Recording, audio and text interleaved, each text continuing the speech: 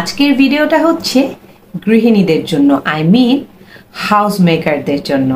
এখন অনেকেই হয়তোবা ভাববেন আমি হাউস ওয়াইফ কেন বলছি না, কেন হাউস মেকার বলছি।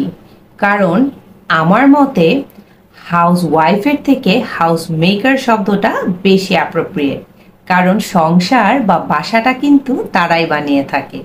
So let's call them house maker. Alright, house মেকারদের জন্য আমি আজকে কিছু ওয়ার্ড নিয়ে এসেছি।